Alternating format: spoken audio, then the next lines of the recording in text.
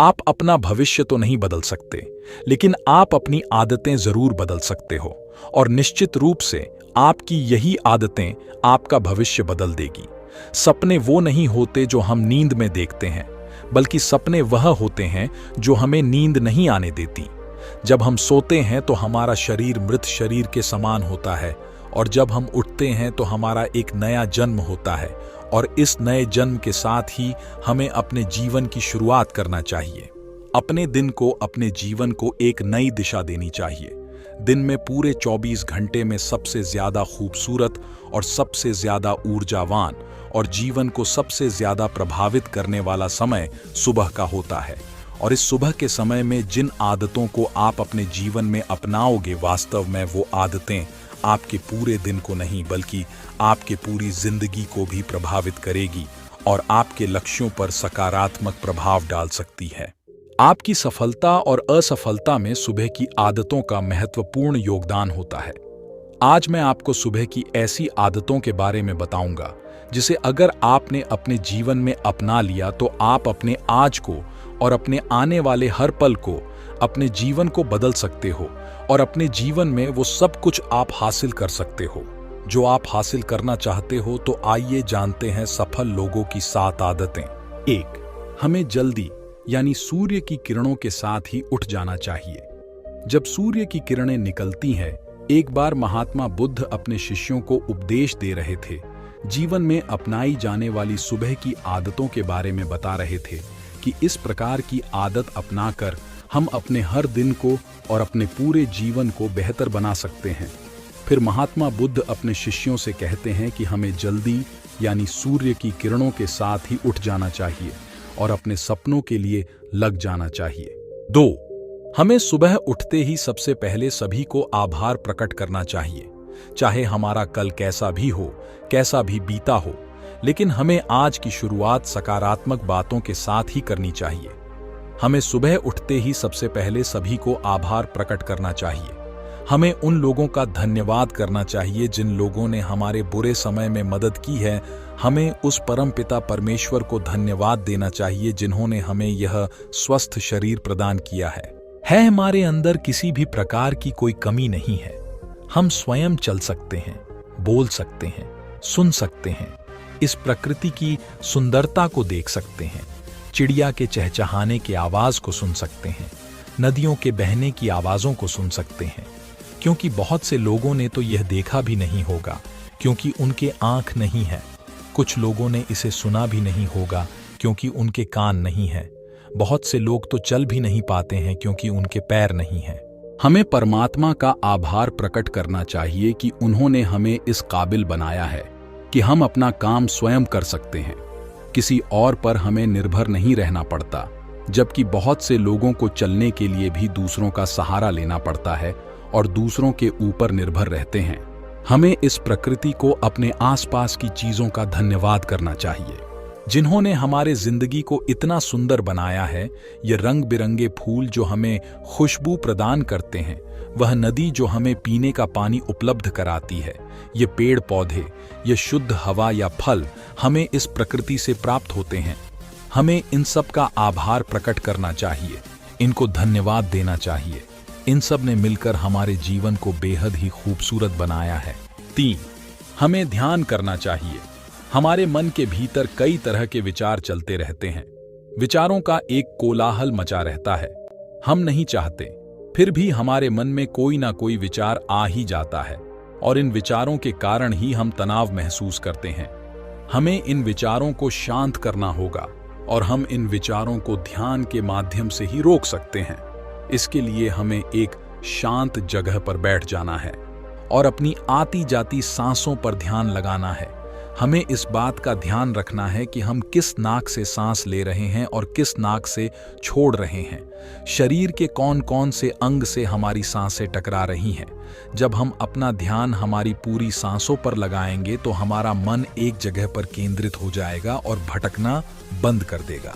और जब हमारा मन एक जगह पर केंद्रित हो जाता है तो हमारे मन को एक नई ऊर्जा प्रदान होती है और वही ऊर्जा हमारे शरीर को उत्साह से भर देती है और खुशी प्रदान करती है।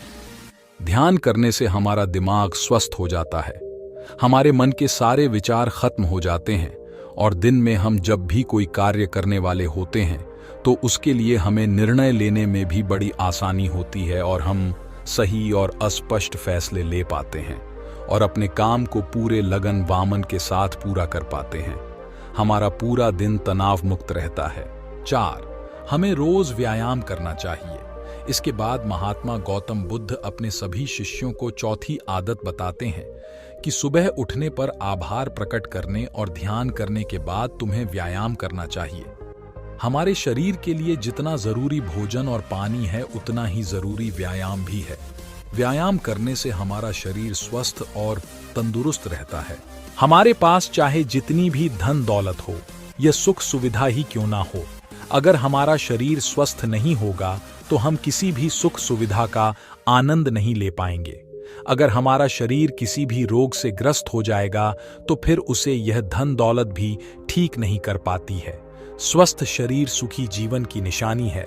इसको हेडलाइन करना है। जितना हम अपने शरीर को कष्ट देंगे उतना ही हमारा शरीर हमें सुख प्रदान करेगा और जितना हम अपने शरीर को आराम देंगे उतना ही यह हमें कष्ट प्रदान करेगा। इसीलिए हमें नियमित रूप से व्यायाम करना चाहिए। व्यायाम करने से हम पूरे दिन प्रसन्न रहते हैं और अपने सभी कार्यों को आसानी से कर पाते हैं। व्यायाम करने से हमें दीर्घायु प्राप्त होती है और हम लंबे समय तक युवा नजर आते हैं। जो लोग व्यायाम नहीं करते समय से पहले ही वृद्ध नजर आने लगते हैं। 5, अपने पूरे दिन की दिनचर्या लिखनी है। इसके बाद गौतम बुद्ध अपने शिष्यों को सुबह की 5वीं आदत बताते हुए कहते हैं, आभार व्यक्त करने के बाद, ध्यान करने के बाद और फिर व्यायाम करने के बाद तुम्हें एक कागज और एक कलम उठानी है और उस कागज और उस कलम से अपने पूरे दिन की दिनचर्या लिखनी है। अपने सभी कार्यों को लिखना है जो उस दिन आप करोगे और उन सभी कार्यों का समय निर्धारित करें जिससे आप एक निश्चित समय में अपने सभी कार्यों को पूर्ण कर पाएंगे और आपका कोई भी कार्य नहीं छूटेगा। और एक बात का और ध्यान रखें, आप अपने उन कार्यों में एक ऐसा कार्य जरूर लिखें जिसमें तुम किसी व्यक्ति या पशु की निस्वार्थ भावना से मदद करोगे, जैसे कि किसी गरीब को भोजन खिला दिया, किसी पशु को घास डाल दिया या फिर उसे पानी पिला दिया। ऐसा करने से तुम्हें शांति प्राप्त होगा और जब तुम्हारा पूरा दिन खत्म हो जाएगा तो तुम्हें एक अलग ही खुशी का अनुभव होगा कि आज मैंने एक अच्छा कार्य किया है, आज मैंने किसी की निस्वार्थ भाव से मदद की है, आज का दिन मेरा बहुत ही अच्छा था, मेरा कोई भी काम नहीं छूटा, मैंने आज का दिन बहुत ही अच्छे से जिया। 6, तुम्हें कोई प्रेरणादायक ग्रंथ पढ़ना चाहिए। फिर महात्मा बुद्ध अपने सभी साथियों को सुबह की 6वीं आदत बताते हैं और कहते हैं, आभार व्यक्त करने के बाद, ध्यान करने के बाद, व्यायाम करने के बाद और अपने विचारों को कागज पर लिखने के बाद तुम्हें कोई प्रेरणादायक ग्रंथ पढ़ना चाहिए। जब तुम उन प्रेरणादायक ग्रंथ को पढ़ते हो तो तुम्हें उन ग्रंथों से प्रेरणा मिलती है, कुछ नया सीखने को मिलती है और उसी के तुम्हें अपने जीवन में कहीं ना कहीं कभी ना कभी काम अवश्य आएगी। हमें रोज कुछ ना कुछ नया सीखने को मिलता है और हमें रोज कुछ ना कुछ नया सीखना भी चाहिए। ये तुम्हें अपने आप से बातें करनी है। जब तुम यह प्रेरणादायक ग्रंथ पढ़ लो उसके बाद तुम्हें अपने आप से बातें करनी है। दूसरों से तो हम हमेशा बातें करते हैं लेकिन कभी अपने से बात करने का मौका ही नहीं मिलता। इसीलिए हमें अपने आप से बातें करनी चाहिए क्योंकि आपको आपसे बेहतर कोई नहीं समझ सकता। इसीलिए अपने आप को धन्यवाद देना चाहिए। अपने आप से कहना चाहिए कि मैं कितना अच्छा हूं, मैं बहुत ही खुश हूं, मैं हर कार्य को कर सकता हूं, कोई भी कार्य मेरे लिए असंभव नहीं है, मैं हर परेशानी से लड़ सकता हूं, जो लक्ष्य निर्धारित किया है उसे पाकर रहूंगा, चाहे कुछ भी हो जाए मैं उसे हासिल करके ही रहूंगा, मैं किसी से नहीं डरता। निष्कर्ष दोस्तों, हमारे जीवन की यह छोटी छोटी आदतें हमारे जीवन को एक नई दिशा प्रदान करेगी। जब आप इन आदतों के साथ अपने दिन की शुरुआत करोगे तो फिर आपका हर दिन बेहतर रहेगा और आप हर दिन पूरे दिन प्रसन्न और खुश रहोगे। दोस्तों, यह छोटी छोटी दिखने वाली 7 आदतें हमारे जीवन पर सकारात्मक प्रभाव डालती है। इन आदतों को अपनाकर हम अपने हर दिन को सुखमय बना सकते हैं और अपने लक्ष्य को प्राप्त कर सकते हैं। दोस्तों, उम्मीद करता हूं इस वीडियो से आपको बहुत कुछ सीखने को मिला होगा। अगर अच्छा लगा हो तो वीडियो को लाइक, सब्सक्राइब और दोस्तों के साथ शेयर करना ना भूलें। धन्यवाद।